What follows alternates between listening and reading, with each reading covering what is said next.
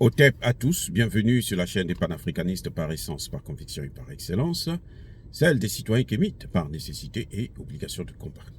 Nous sommes une chaîne qui n'est guidée que par nos ancêtres et rien que par les ancêtres qui appartiennent à l'égrégore du monde noir. Par conséquent, nous ne croyons en aucun Dieu venu de l'étranger.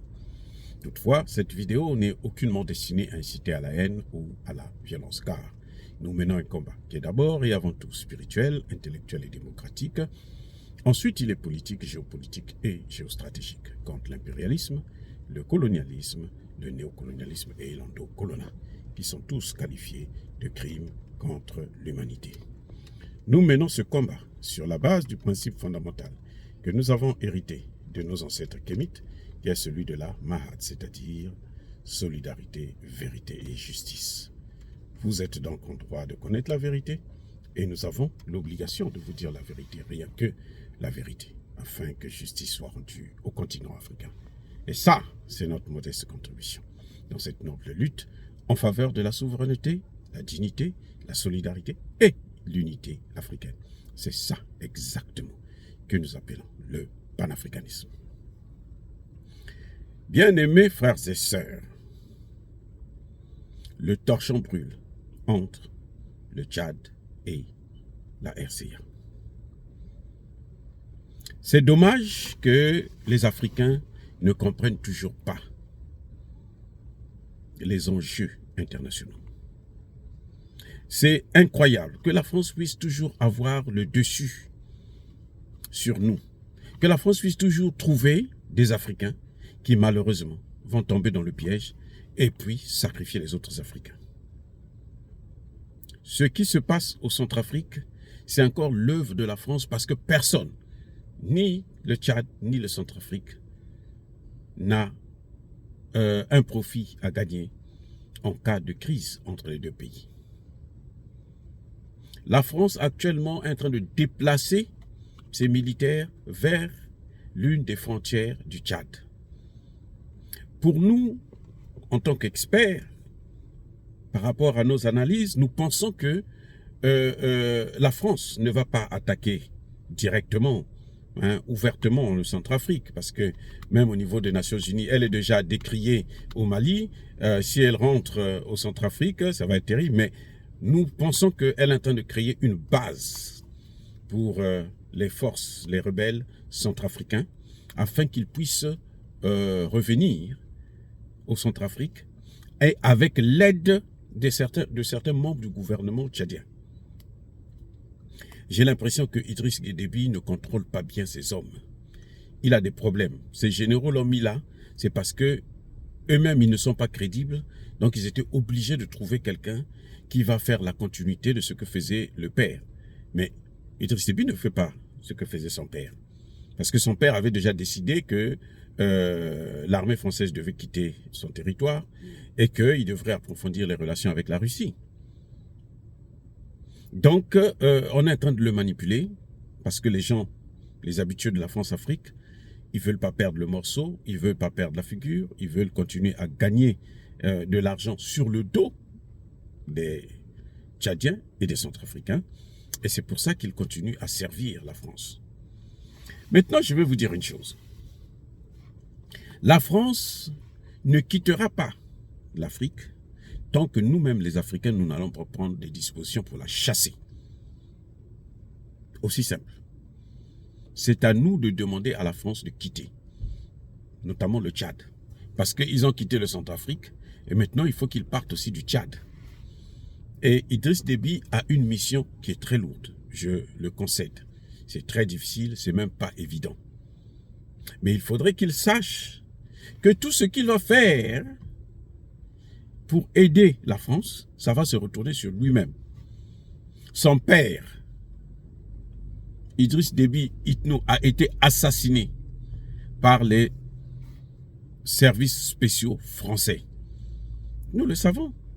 Même si on a foutu des pauvres Tchadiens en prison, mais ceux qui l'ont tué là, ce sont les Français. Ce sont les Français. Ça veut dire quoi?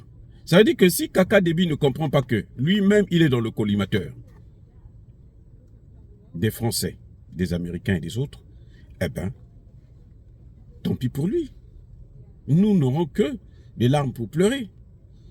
Ce que je déplore aujourd'hui, c'est que les opposants, comme Succès Masra et les autres, et les rebelles d'ailleurs, ne critiquent pas la position française, ne critiquent pas les mouvements français, parce qu'ils ne peuvent pas soutenir que la France puisse faire des manœuvres depuis le Tchad pour déstabiliser le Centrafrique. Parce que c'est ce qui se fera aujourd'hui, on le voit au Soudan, la guerre du Soudan a des effets au Tchad. Donc les Tchadiens devraient, eux, éviter, et les hommes politiques tchadiens devraient être unanimes sur ce point. Parce que ça, ce n'est pas la démocratie. Si vous voulez de la démocratie, vous devrez accepter les règles du jeu et parler franchement à la population, aux Tchadiens, mais aussi aux Africains. Il ne suffit pas de dire nous voulons la démocratie, organiser les élections. On va organiser les élections alors que la France est en train d'occuper le territoire, la France est en train de renforcer. Vous savez, toutes les forces de Barkhane, ceux qui étaient au Mali et ceux qui étaient au Burkina Faso, la plupart, ils sont maintenant au Tchad. C'est le Tchad qui les a reçus. Et Idriss Déby en fait que créer des problèmes entre lui, au niveau de la frontière, entre lui et les Centrafricains, pour donner à affaiblir le Centrafrique. Mais ce que la France oublie, toute puissance, les gars, je vous ai déjà dit ça dans une de mes vidéos, toute puissance, quand elle monte, là, quand elle arrive à son apogée, quand elle arrive au top niveau, au sommet de sa gloire, elle crée elle-même les conditions de sa chute, surtout si elle passe son temps à martyriser des innocents. Si elle a pu arriver au perchoir en marchant sur les cadavres des autres, notamment des Africains, le cas échéant, elle finit par tomber. Parce que, vous savez, les BRICS ont investi. Ils ont investi au Centrafrique. La banque centrale des BRICS pour l'Afrique centrale, c'est en train de se créer au Centrafrique. Les BRICS sont prêts à investir pour la construction d'une nouvelle ville au Centrafrique.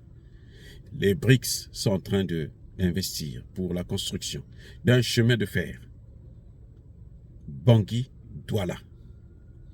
Les BRICS sont en train de mettre le paquet au Centrafrique. Et croyez-moi, ils ne laisseront pas les Français jouer ce jeu-là. Ils ne laisseront même pas les Tchadiens aider les Français à faire ce qui est en train de se passer.